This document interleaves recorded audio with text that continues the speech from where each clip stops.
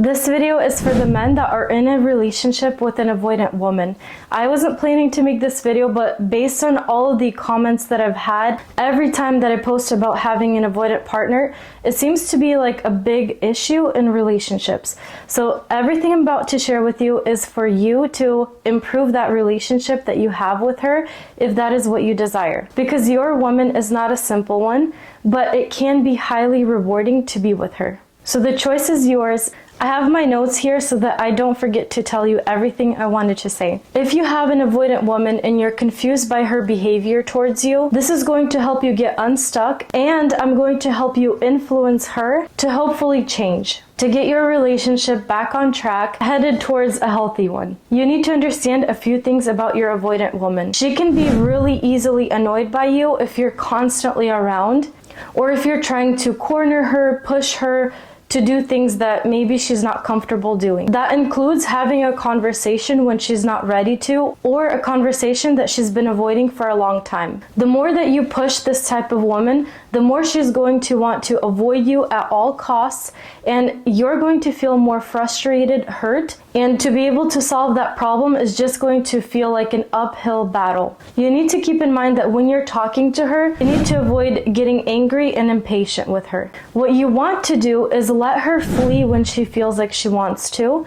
And when she is around you, you need to pique her curiosity. The other side of this process is that you need to be able to do the inner work to be a wholesome person, so that you don't feel like you're constantly relying on her to feel like everything's okay in the relationship. You have internal peace. The way that you're making her feel right now is, if you've ever watched Sex and the City, Aiden would be the perfect representation of you and how she feels around you. She's probably trying to avoid you because you're constantly there.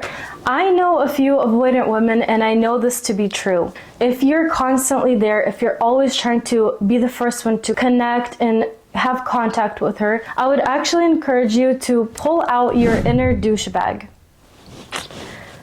And I really hope that you don't take this the wrong way, but there's a very big difference between being a little douchey, where she kind of appreciates you and kind of starts having an interest in being with you, and there's a difference between being just straight up rude and putting her down, doing toxic things in the relationship. My job here is to give you the information, and I really hope that you do things correctly, because if you choose to abuse this information, that's on you, and I think that karma will come back. So don't do that. You need to allow her to do her thing and be away from you, and maybe not be too available, not be there all the time. Maybe you need to pick up a hobby like playing chess or going golfing with the buddies. Just be really careful to make sure that these hobbies don't lead to ruining that relationship by cheating. You need to make her feel safe, but not be there too much where she feels like she's being suffocated. So give her her alone time. Don't always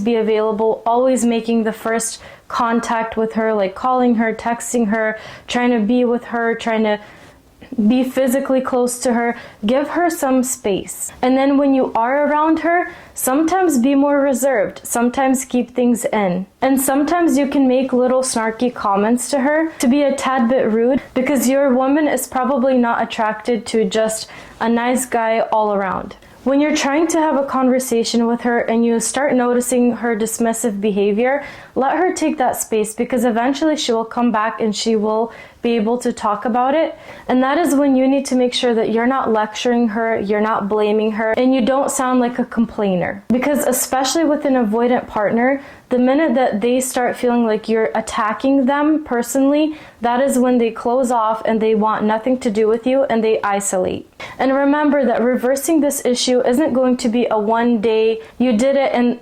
everything completely changed process.